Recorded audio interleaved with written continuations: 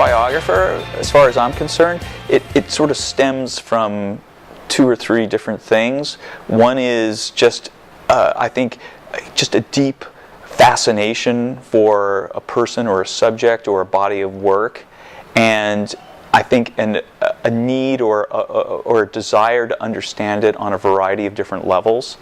I'm always most fascinated by the nexus between somebody's everyday life and just the sort of regular, normal experiences that they share with everybody else, and how their muse, their artistic muse somehow, how all that intersects with this creative spark that allow their interpretation or their memory of an everyday event to become something that is no longer everyday, that is in fact transcendent in a way where even though you don't know those particular streets or those particular people or that particular ball field, the way that they sing about it, describe it, write about it, it seems to become straight out of your own life.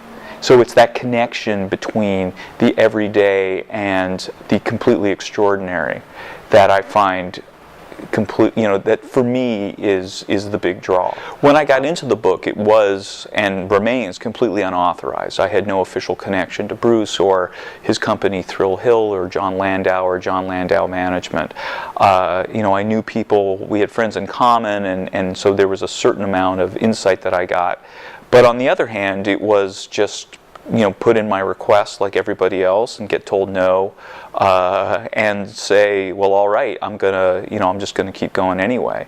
What I knew I wanted to do with or without cooperation from those guys was to get in and do the real shoe leather approach. Because Bruce's story has been told in a variety of ways, but the one story that I really wanted to read that I hadn't seen yet was one that took in the voices that, from people who had been with him every step of the way.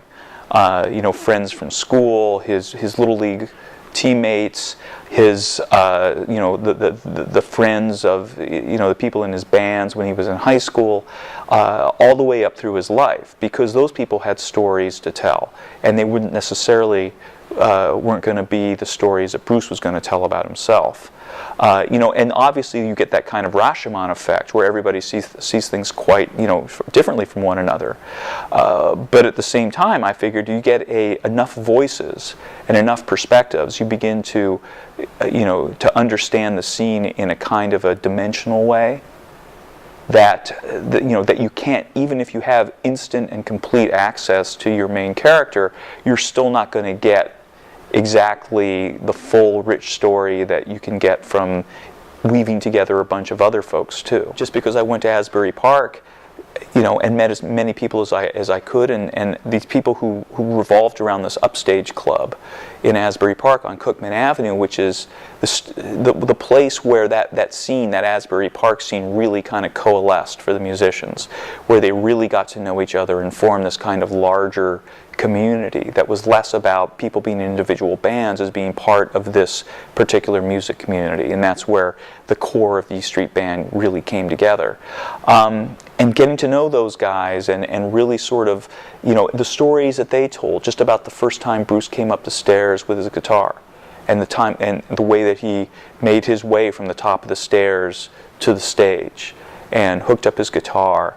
But between sets, it was during the jam sessions after midnight, and everyone was just sitting around talking. And this kid that really nobody knew came up, plugged in his guitar, nobody was looking, he just turned it up and began to play this riff that was so wild, and this free-form thing that it just silenced the place in like a minute, 2 minutes. And I heard this from 5, 6 different people. The place was silent, and everyone was staring up at this guy who was just standing alone riffing on his guitar. And it was a moment that they all say was like, suddenly you knew who this guy was and what he was capable of. I always knew that it had to be warts and all. There was no point in writing a book about the second coming of Jesus or something with a Telecaster, and the more I kind of intuited that Bruce probably didn't want that kind of thing anyway, And then, though, you have your questions. I mean, he can be very controlling about his image.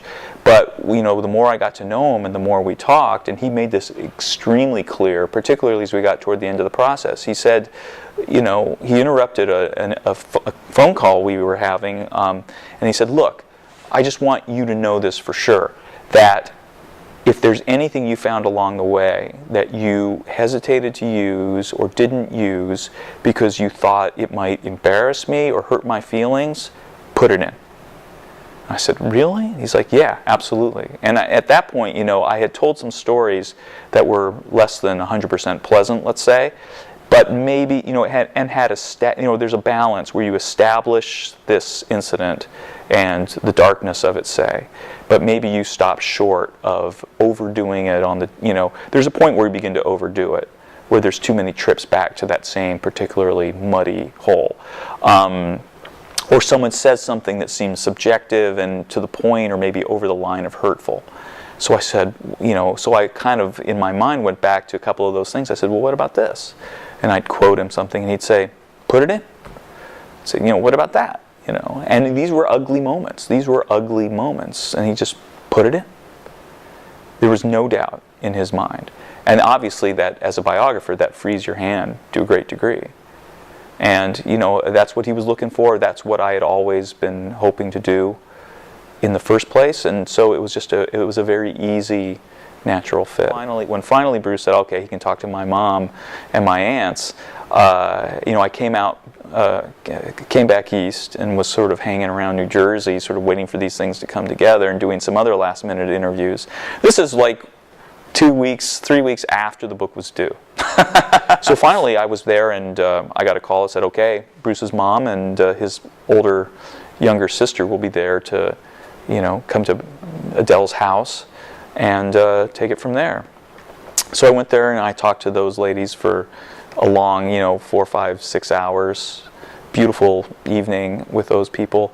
And then when I was there, Adele had me call each of her sisters to set up times to talk to them. And the first one I was speaking to was Aunt Dora, who lives in Freehold. And it was going to be the next afternoon, and I was sitting in my hotel room kind of, I think, transcribing parts of the conversation I'd had the night before with Adele and Ginny. And the phone rang, and it was Landau's office saying, okay, what time are you going to meet Aunt Dora? And I told them, and they said, okay, hang on. And they hung up, and then the phone rang again a little later, and it was John, and he said, okay, this is how it's going to be. Bruce is going to meet you at Dora's. He's going to introduce you to her, and then you can talk to her as long as you want, and when you're done, he'll come back, and you guys can go out for an off-the-record drink. Are you okay with that? And I was like, yeah, I could do that. I could definitely. So that's what happened. Bruce came. We sort of met on the street, and then we did the thing with Dora. And then when I was done, he came back, and we went off to get some pizza and drink some beer and stuff, and just chatted really. And by the time that was over, it was.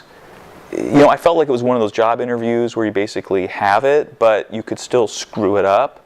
So it was like, here, I'm about to hand this to you unless you say or do something right now that's going to make me not do that. Like actively, you can actively screw this up if you want, but, and so the day after that he said, or that when we were done, he said, look, I'll pick you up tomorrow, I'll pick you up at your hotel, and we'll go off and chat for a while, and then I'll, come on up to the recording studio and I'll play you some of the new music.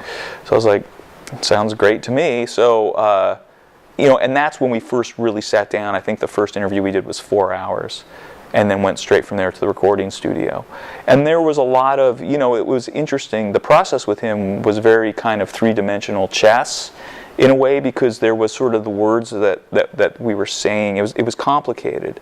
But meanwhile, in my head, since I'm also being a journalist and and trying to think strategically about what I'm saying and what I need to know and how I'm getting there and how he's responding and what he's saying and what he's maybe not saying and what his body language kind of means, and then he was looking at me, and I could sense him trying to, every time I'd ask a question, his wheels would spin trying to figure out, okay, where is this going?